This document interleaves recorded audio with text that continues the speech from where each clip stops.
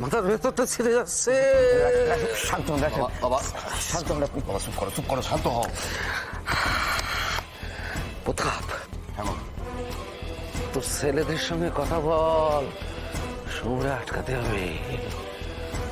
সোম অনেকটা সত্যি জেনে গেছে, আর বাকি সত্যি জানার আগে যে করে হোক সোমরে আটকাতে হবে। বাবা তুমি চাইলে ওকে আমি একবারের জন্য শেষ করে দিতে পারি। দেরি করিস না, আটকা ওরে, আটকা। তুমি চিন্তা করো না বাবা, সোমেশ্বর দত্ত আগামীকালে সূর্য আর দেখবে না, চিন্তা করো না।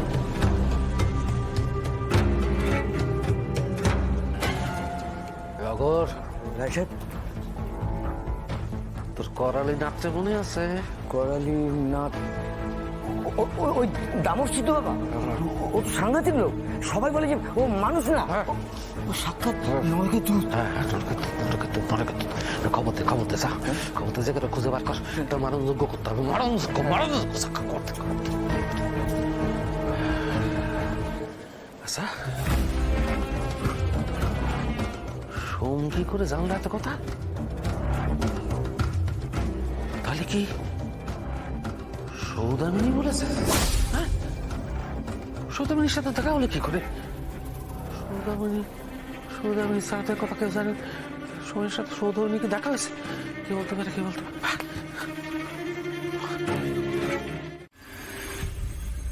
আমি জানি বাবা, আমি জানি তুমি আমাকে নিয়ে খুবই চিন্তা করো, কিন্তু আজ যা হলো তা তো নিজের চোখের সামনে সব দেখলে।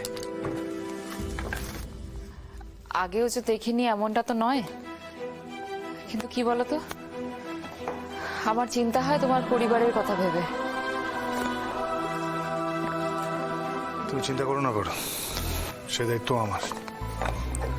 আমার পরিবারের মাথায় যে কলঙ্কের দাগ লেগে আছে তা মোছার দায়িত্ব আমার। জানি সব, সেই জন্যই এখন আর তোমাকে আমি বাধা দিই না।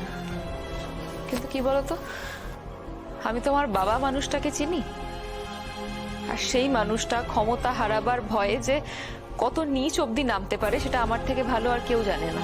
আর তার উপর হয়েছে আমার দাদা। সেদিন রাতে তোমাকে নিয়ে কি ভয়ঙ্কর একটা স্বপ্ন দেখেছি, সেটা তো আমি তোমাকে বলে বোঝাতে পারবো না সোম। পারো, এটা একটা স্বপ্ন। স্বপ্নে তুমি এত চিন্তা করছো? স্বপ্ন কোনো সত্যি হয় নাকি? তোমাকে হারিয়ে ফেলার ভয়টা হয়তো আমার মনের মধ্যে বসে গেছে, তাই স্বপ্নের মধ্যেও এরমটা দেখেছি। তোমাকে হারাতে যে আমি বড় ভয় পাই সোম। আমার কিচ্ছু হবে না,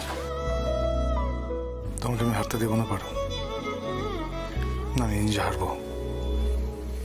আমরা তো অঙ্গীকার করেছিলাম সারা জীবন আমরা একসাথে থাকবো, একে অপরের পাশে, একে অপরের সাথে। দেখি তো কার ঘাড়ে দুটো মাথা আছে আমাদেরকে আলাদা করো।